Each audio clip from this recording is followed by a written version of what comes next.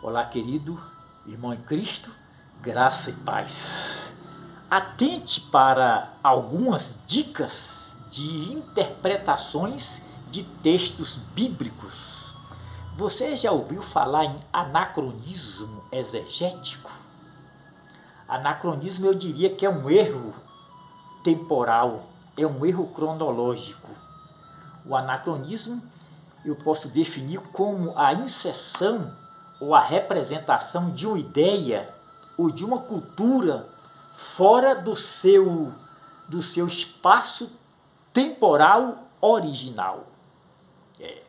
Quando é que nós cometemos um anacronismo? E o anacronismo pode ser exegético, pode ser histórico e pode ser semântico. E quando é que, ao pregar o evangelho, nós cometemos erros de anacronismo? É quando nós tentamos fazer aplicabilidade aos dias atuais de um contexto de 2, 3, 4 mil anos atrás. E este contexto ele já não segue mais uma ordem temporal, uma sequência e uma coerência cronológica. Aí nós estamos cometendo anacronismo. Quando você avalia a vida espiritual de alguém numa mentalidade judaico de 2, 3 mil anos atrás, você está cometendo anacronismo. Anacronismo histórico e exegético. Quando você avalia ou quando você julga o povo hebreu numa perspectiva contemporânea, você está sendo anacrônico. E como evitar erros de anacronismo? Ao fazer a interpretação de um texto bíblico, ao fazer a aplicação de um texto bíblico, é preciso ser criterioso. Evite leituras aleatórias. Busque sempre o contexto em que o autor do texto está inserido, as razões pelas quais o autor escreveu aquela carta. Busque o destinatário daquela carta e em que contexto o destinatário está inserido. Então busque todo um contexto histórico, cultural, linguístico, literário e geográfico. Toda cultura tem as suas especificidades. Os judeus do primeiro século, os apóstolos, eles tinham os seus hábitos que eram específicos daquele período, eram elementos específicos daquela cultura. Os apóstolos tinham os seus hábitos, as suas vestimentas, as suas cosmovisões, os seus conceitos, é isso? Os seus conceitos, os seus dogmas. Então, quando eu trago para os dias atuais aquela cultura apostólica, para os dias atuais, e uma cultura que não segue uma sequência temporal, uma sequência cronológica, eu estou cometendo anacronismo exegético e histórico. E o anacronismo descaracteriza a pregação do evangelho. O anacronismo desvirtua a fé das pessoas que estão ouvindo o pregador do evangelho. Então é de fundamental importância ao fazer análise de um texto bíblico, ao fazer a interpretação de um texto bíblico, é de fundamental importância ser criterioso.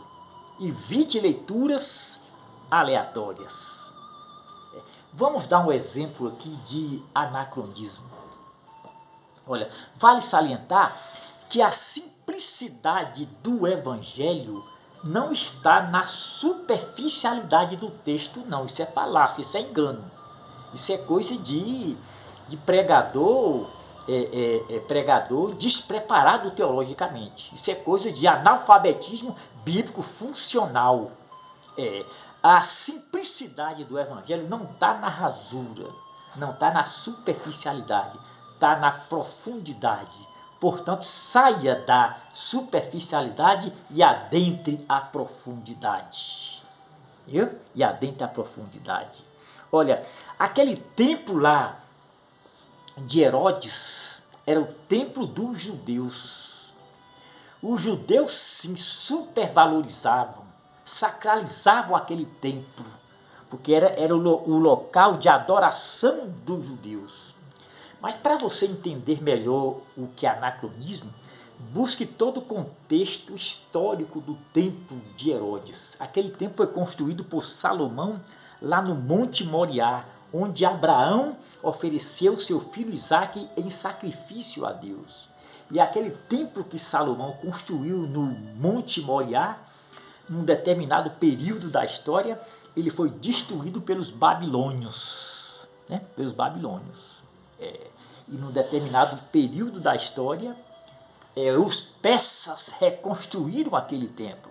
Zorobabel, aquele templo passou a receber o nome de Templo de Zorobabel.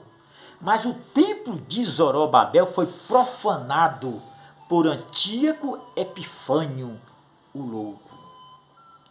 E no primeiro século, já nos dias de Cristo, Herodes o Grande, ele reconstruiu aquele templo, transformando aquele templo numa grande obra arquitetônica, um templo muito suntuoso. Então os judeus valorizavam e sacralizavam aquele templo. Mas Cristo predisse a destruição daquele templo. Ele predisse. E para cumprir a predição de Cristo, no ano 70 da era cristã, os romanos, sob a liderança de um general romano chamado Tito. Tito foi filho de Vespasiano, irmão de Domiciano. Então, sob a liderança de Tito, os romanos invadiram a cidade de Jerusalém. Destruíram a cidade e destruíram inclusive o templo de Jerusalém. O templo de Jerusalém. Olha, e quando eu trago esta sacralização do templo, esta supervalorização do templo para os dias atuais, eu estou cometendo anacronismo exegético e histórico. Veja o que diz aqui Paulo, quando ele chega ali na cidade de Atenas, né? E ele vai debater com os estoicos e os epicureus, dois grupos de filósofos. Ele diz bem assim, olha, no capítulo 17, versículo 24, o Deus que fez o céu e a terra não habita em templo feito por mãos humanas. Vós sois o templo de Deus e o Espírito de Deus habita em vós. Que maravilha, né? O texto é muito claro aqui, né? Muito claro. Veja o que diz Romanos no capítulo 8, versículo 9.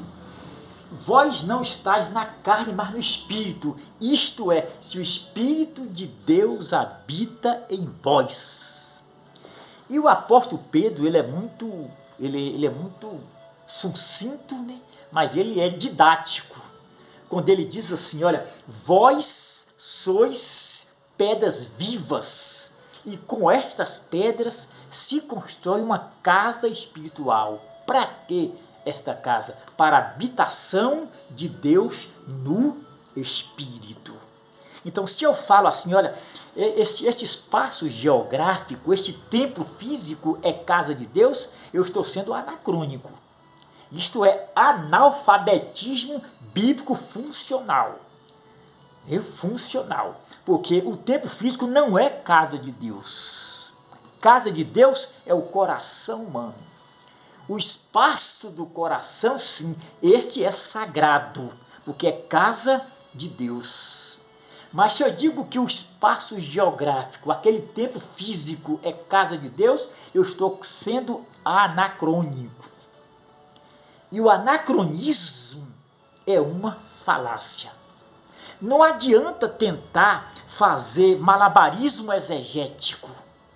Não adianta usar argumentos falaciosos, argumentos sofistas, para tentar convencer as pessoas de que o templo físico é casa de Deus, porque não funciona. Não funciona. Não adianta você tentar convencer uma multidão ou uma pessoa de que aquela igreja, de que aquele espaço geográfico é a casa de Deus, porque não funciona. Pedro é muito claro: vós sois pedras vivas, e com essas pedras se constrói casa para a habitação de Deus no Espírito. Não sabeis vós que sois o templo de Deus e que o Espírito de Deus habita em vós? Então, o anacronismo histórico e exegético descaracteriza a pregação do Evangelho, desvirtua a fé das pessoas que estão ouvindo o pregador.